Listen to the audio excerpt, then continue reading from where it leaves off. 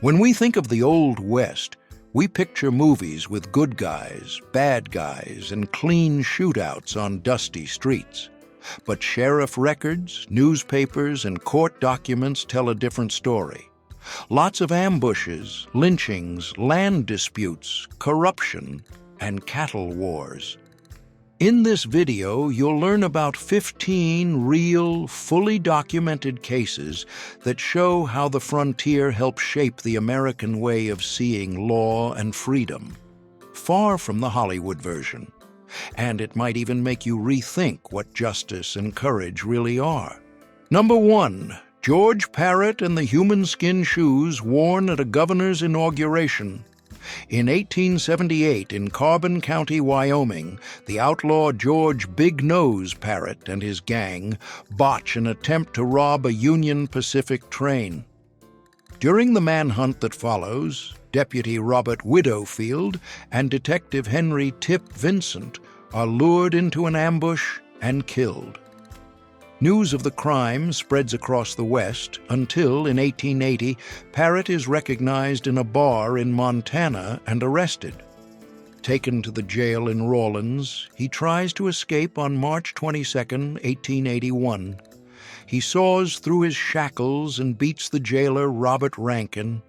200 townspeople storm the jail and hang him from a telegraph pole. No one claims the body, and the doctors, John Eugene Osborne and Thomas Magee, keep the corpse. Osborne has skin from the thighs and chest tanned, and orders a pair of shoes and a bag to be made. In 1893, he's sworn in as governor of Wyoming wearing those shoes, which are now displayed along with part of Parrott's skull at the Carbon County Museum. Number 2. John Wesley Hardin and the Snoring Homicide. John Wesley Hardin was only 24, but he already had a long list of dead men behind him. One night, he checked into a simple hotel, sharing a thin wall with a farmer named Charles Cowger. When the lights went out, the sound that took over the hallway wasn't fighting or bottles breaking. It was Cowger's heavy snoring, the kind that makes the bed shake. Hardin tried to ignore it, complained, demanded silence. Nothing changed. Annoyed and used to solving everything with a gun, he pulled out his revolver and fired through the thin wood. Cougar never woke up. Decades later, already behind bars, Hardin would remember that night in his memoir as just another episode in a country where life was often worth less than a cheap hotel room. Scenes like this help explain why the Old West fascinates so many people, even after so much time has passed. Number 3. Elmer McCurdy, the outlaw who became a theme park attraction for 65 years. In 1911, in the hills of Osage, Oklahoma, the train robber Elmer McCurdy got into a shootout with the sheriff after a botched robbery that brought in $46. He died right there, and nobody came to claim the body, which ended up at a funeral home in Pawhuska. The owner, Joseph Johnson, used an arsenic solution to preserve the corpse and, not wanting to take the loss, started charging coins from anyone who wanted to see the bandit who wouldn't die. Over time, the body turned into a fair attraction, traveled for years, and eventually wound up hanging in an amusement park in Long Beach, California. In 1976, during the filming of The $6 Million Man, a crew member bumped into what he thought was a dummy, and the arm broke off, revealing bone and dried tissue. Only then did they realize that mannequin was McCurdy. In 1977, McCurdy was buried in Guthrie under a concrete slab so he wouldn't become an attraction again. Number 4. The Bender Family and the Death Trap. In the early 1870s, a family who introduced themselves as John and Elvira Bender, along with their son John and daughter Kate, set up a small inn along a busy route in Kansas. To anyone passing by, it looked like just another place to eat and rest. But travelers who arrived with money or good horses started disappearing without a trace. Years later, neighbors would remember that guests were seated with their backs to a heavy partition, while Kate distracted everyone with talk about spirits and healing. Behind the wooden wall, someone would strike the guest on the head, and the body would be dropped through a trap door in the floor, where it was robbed and taken out to the orchard. In 1873, the search for Dr. William York led farmers to dig up the property. They found body after body, including that of a very small child. The house had been emptied in a hurry. The Benders had vanished into the night and were never brought to justice. Number 5, Alferd Packer and the 5 Democrats. In the winter of 1873, in the frozen San Juan Mountains of Colorado, a former soldier named Alferd Packer offered to guide 5 prospectors searching for gold. Months later, he came back alone to the town of Saguache, well-fed and spending the money and belongings of the men who, according to him, had starved to death in the snow. His story didn't add up. The town grew suspicious, and the sheriff arrested him. Under pressure, Packer changed his story several times until he admitted he had killed the men and survived by eating their flesh.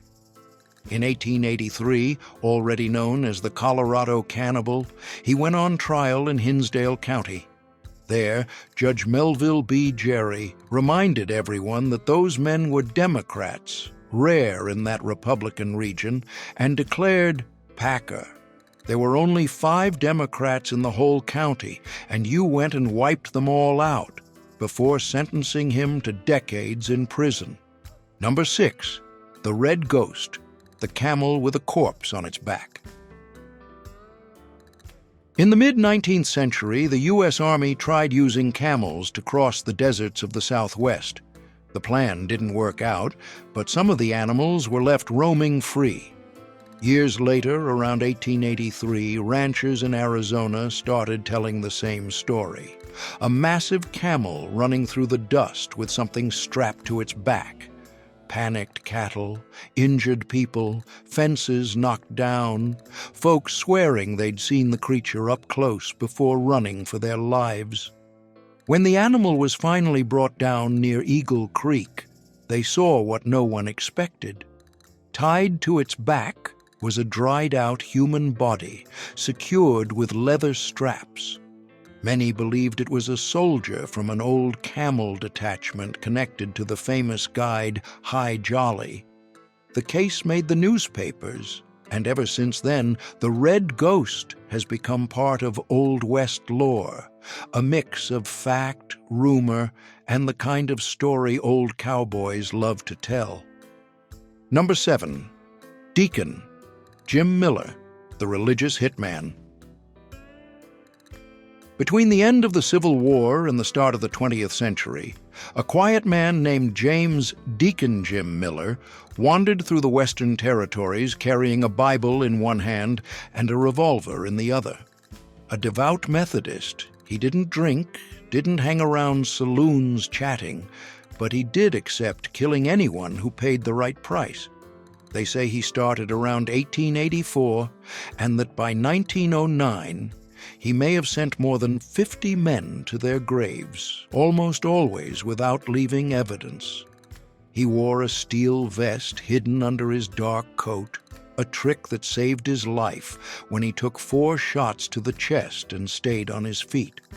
His luck ran out in Ada, Oklahoma, when he executed a former sheriff, and this time the town decided not to wait for a judge or a jury. The crowd dragged him to a makeshift gallows. Only afterward, when they removed the clothes from his lifeless body, did they see the old bullet marks from shots that had failed to kill him. Number 8, Charles Kennedy and the Cabin of Terror. In the late 1860s, at Palo Flechado Pass in the New Mexico Territory, Charles Kennedy ran a stopping place on the road between Taos and Elizabethtown. To anyone passing through, he was just another big, quiet man with a Ute wife and a small boy.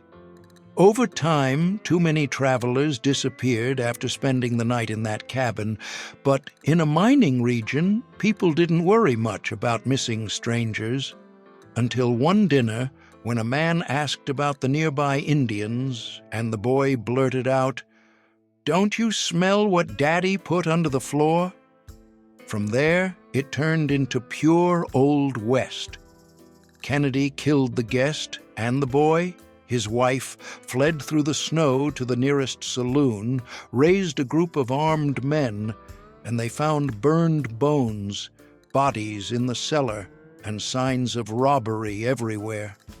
No one knows how many died there, or whether their money is still hidden somewhere in those mountains. Number 9. Boone Helm, the cannibal who jumped off the gallows on his own. In the middle of the gold rush, a man named Levi Boone Helm became the kind of legend old Western folks would whisper about in saloons. Born in Kentucky, he was pushed by gold fever onto the trails between California, Idaho, and Montana, leaving behind a trail of fights, gunshots, and bodies.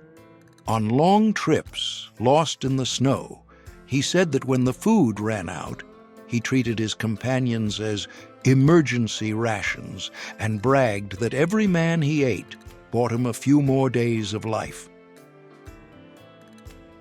In 1864, after teaming up with highway robbers, Boone ended up in the hands of the vigilantes of Virginia City. On the morning of his hanging, instead of begging, he cracked jokes, shouted out to Jefferson Davis, and jumped off the platform before the executioner could act, as if to show that even in death, he was the one in charge of himself. Number 10. Jack McCall, the exposed body after killing Wild Bill. Deadwood, 1876. In a cramped saloon, a famous Western cowboy is playing cards absent-mindedly while an almost unknown man, Jack McCall, circles behind him. Without warning, he pulls out a revolver and shoots the player in the head. Wild Bill Hickok, a legend of war and of the gun, drops right there. The crowd grabs McCall, but a court set up by the miners decides to let him go, as if nothing had happened. Months later, real authorities hunt him down, take him to Yankton, and then he gets the gallows in 1877. Years later, they open the grave. The skeleton still has the rope around its neck, with strands of hair stuck to it, a reminder that in the Old West, the bill always came due, even for those who thought they'd fooled everyone. To this day, lots of people imagine what it was like to see that body and think about the price of a shot in the back. It's the kind of story an old barfly never gets tired of telling. Number 11. Julia Bulette, the courtesan who had the biggest funeral in town. In 1867, in Virginia City, Nevada, a woman named Julia Bulette became the talk of the whole region. She worked in brothels during the Silver Rush, serving miners, saloon owners, and even some of the town's important figures. One winter day, she was found dead in her room, the victim of a violent attack that shocked even people used to bar fights. The investigation led to an immigrant named John Millen, described as a nervous, unstable man. In court, he got so tense he'd bite his own lip until it bled. Found guilty, he was taken to the gallows in front of thousands of onlookers. Julia's burial, on the other hand, brought Virginia City to a halt. Merchants, miners, politicians, and everyday townspeople followed the coffin, as if, for a few hours, the entire city admitted how much that woman had been part of its story. Number 12. Heads in flour sacks. Between 1860 and 1880, in frontier areas, anyone offering a reward for a dead outlaw wanted proof that left no room for doubt. With no camera and no reliable paperwork, the method was brutal and straightforward. Many bounty hunters cut off the outlaw's head, salted it so it wouldn't rot too fast, and stuffed it into flour sacks, which were easy to find in any store. They traveled for days on horseback along dirt roads, carrying that macabre load to the local authority, where they'd trade the proof for cash. In many regions, the sheriff would only pay after seeing it with his own eyes, which pushed these men toward increasingly extreme methods. On the way, it wasn't uncommon for the cargo to be lost, heads ruined by decomposition, stolen, eaten by animals, or simply forgotten in places where no one could ever say who had died or why. Number 13. Big Nose Parrott's Death Mask. After the gunman, George Parrott, the infamous Big Nose George, was hanged in Rawlins in 1881, the doctor Thomas Magee received the body for study. Instead of just opening the skull, as was common at the time, he had the skin from the outlaw's face treated and turned into a grotesque mask. People in town said that on some Halloweens the piece would come out of the doctor's office closet and show up at local parties, passed from hand to hand among men who still remembered the stories of train robbery and the lynching at the telegraph pole. For many older folks, it was a harsh reminder of how the frontier mixed medicine, revenge, and curiosity. Over time, the generation who knew the case started to die off. The mask disappeared, and no one could say if it ended up burned, buried, or stashed in some basement, waiting to be rediscovered like the rest of Big Nose's bones. Number 14. The Bender's 18-month-old child. Years later, when people talk about the Bender family, most remember only the travelers who vanished in Kansas. But there was also a baby in the middle of that story.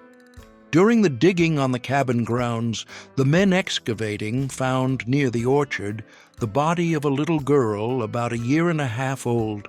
She had no stab wounds or gunshot marks. Her neck was broken, as if someone had tried to silence her crying in a hurry. Investigators concluded she was probably the daughter of one of the travelers killed along the frontier trail, caught off guard along with her parents. This child never had her name printed in the newspapers. She became just another number in the final tally of the Bender case, and that's exactly what makes this part of the story so hard to swallow today. For many men of that era, it was the kind of detail they preferred not to mention out loud. Number 15. Why the Old West lasted only one generation. In the end, the so-called Old West was a very short stretch of history. After the Civil War, around 1865, a crowd of former soldiers, fortune hunters, and ranchers started pushing the frontier past the Mississippi. Shanty towns popped up overnight, full of saloons, high-stakes gambling, and settling scores with a revolver. But only a few decades later, railroad tracks stitched the country together, the telegraph carried news in minutes, and federal law started arriving with sheriffs, judges, and land record offices. Suddenly, that ownerless space became valuable, fenced off, divided into plots, and the gunslinger lost his place to the rancher with legal papers in hand. In less than a generation, the Wild West turned into memory and myth, mostly because it happened too fast for the people who lived it and was too big to ever be forgotten.